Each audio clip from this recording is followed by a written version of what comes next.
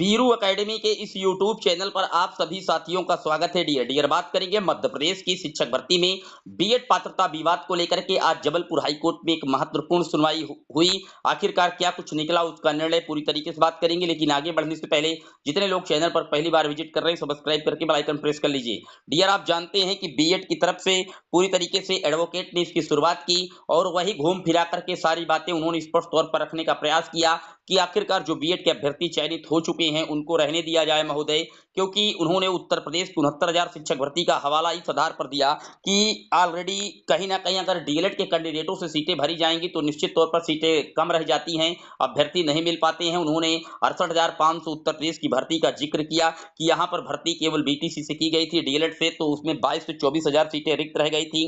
उसके बाद 69,000 में बीएड को इंक्लूड किया गया। कट ऑफ को लेकर के पूरी तरीके से माननीय सुप्रीम कोर्ट तक ये मैटर गया था और वहां से बीएड अभ्यर्थियों को फेवर में, कहीं ना कहीं सरकार के फेवर में आदेश दिया गया था। इस तरीके की कई बातें घुमा फिरा करके रखने का प्रयास किया गया कि ताकि बीएड के अभ्यर्थियों को वहां पर राहत मिल पाए, चूंकि चयनित हो चुके हैं वो 2 चरणों में वहां पर भर्ती कंसीडर की गई थी। लेकिन जब डीएलएड की तरफ से एडवोकेट ने पूरी तरीके से बातें रखने का प्रयास किया, हर एक पूरे पक्ष को समझाने का प्रयास किया कि महोदय, आपने देखा था कि इसी शिक्षक भर्ती के अकॉर्डिंग जब 11 अगस्त 2023 का जजमेंट आया था माननीय सुप्रीम कोर्ट के द्वारा, तो उसके पहले सुप्रीम कोर्ट ने सभी राज्यों से पूरी तरीके से जो एसएलपी थी वो मांगी थी कि आप अपने अपने सुझाव दीजिए। तो उस संदर्भ में इस शिक्षक भर्ती के अकॉर्डिंग मध्य प्रदेश से भी बीएड की तरफ से आईए दाखिल करके वहां अपना पक्ष रखा जा चुका है महोदय। तो इस संदर्भ में वहां से मामला इसका निस्तारित हो चुका है और ऑलरेडी ये भर्ती पूरी तरीके से माननीय सुप्रीम कोर्ट के आउटकम रखी गई है और नई आईए यहां पर बीएड की तरफ से दाखिल की गई है।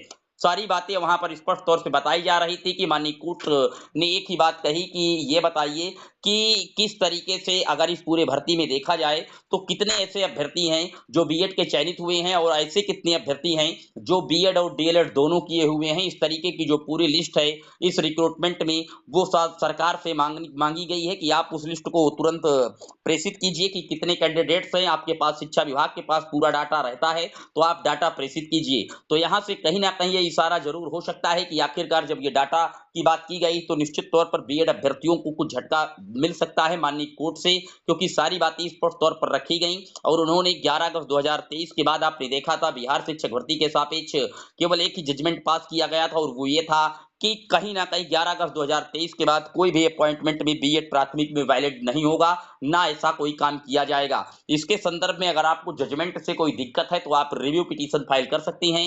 हालांकि पश्चिम बंगाल में एक नई रिव्यू पिटीशन फाइल की गई है, उसकी सुनवाई कल 3 नवंबर को माननीय सुप्रीम कोर्ट में होने जा रही है जस्टिस अनुरोध बोस और बेला एम त्रिवेदी जी की बेंच में। फिलहाल एक नई डेट मध्य प्रदेश की शिक्षक भर्ती में पात्रता विवाद को मिल चुकी है। आने वाली 20 नवंबर को पुनः इस केस की सुनवाई होगी। निश्चित तौर पर बीएड अभ्यर्थियों की जो धड़कनें हैं वो थोड़ा बढ़ती नजर आई हैं, क्योंकि कई तरीके से जो बातें हैं स्पष्ट तौर पर रखी गई और माननीय कोर्ट ने जब ये मामले को पूछा कि कितने कैंडिडेट बीएड की इसमें सिलेक्ट हुए हैं, कितने बीएड और डीएलएड दोनों किए हुए हैं और कितने डीएलएड के कैंडिडेट हैं, पूरा डाटा प्रेषित किया जाए। हालांकि बीएड की तरफ से बार बार ये कहा जा रहा था कि संख्या डीएलएड की कम है, ऑलरेडी हमको जो अभ्यर्थी क्वालिफाइड है वो मिल नहीं पाते हैं, छात्र शिक्षक अनुपात कम हो जाता है। कई तरीके की उन्होंने बातें रखी, लेकिन सुप्रीम कोर्ट ने सीधे एक ही तौर पर एक ही बात दोहराई कि 11 अगस्त 2023 के जजमेंट के बाद किसी भी प्रकार की कोई भर्ती प्राथमिक में अगर होती है और वहां पर बीएड पूरी तरीके से इनवैलिड रहेगा, ऐसा सुप्रीम कोर्ट के द्वारा फाइनल जजमेंट आ चुका है। तो उसके संदर्भ में तो कुछ नहीं किया जा सकता। अगर आपको उस जजमेंट से कोई प्रॉब्लम है तो आप रिव्यू फाइल कर सकती हैं और रिव्यू ऑलरेडी पड़ी हुई है। आप जानते हैं कल 3 नवंबर को रिव्यू पिटीशन पर माननीय सुप्रीम कोर्ट में एक महत्वपूर्ण सुनवाई होने जा रही है। तो मध्य प्रदेश की इस शिक्षक भर्ती को एक नई डेट जरूर मिली है, लेकिन उत्तर प्रदेश की 69,000 शिक्षक भर्ती की भी वहां चर्चा की गई और पूरी तरीके से इस भर्ती प्रक्रिया में माननीय सुप्रीम कोर्ट के आउटकम है आप शुरुआत से जानते हैं। मध्य प्रदेश में बीएड की तरफ से आईए दाखिल करके सुप्रीम कोर्ट तक में की जो पक्ष है वो जानकारी रख चुका है। पूरी तरीके से मामला उलझा पड़ा है। निश्चित तौर पर देखने वाली बात यह होगी कि बीएड अभ्यर्थियों का भविष्य क्या होता है। आने वाली 20 नवंबर को पुनः इस केस की एक बार सुनवाई होगी। जैसे ही इसकी कॉज लिस्ट, सप्लीमेंट्री लिस्ट आएगी मैं आपको अपडेट देता रहूंगा। आप चैनल के साथ बने रहिएगा, जैसे ही कोई बड़ी अपडेट आएगी मैं आपको मुहैया कराऊंगा। तब तक के लिए जय हिंद, जय भारत।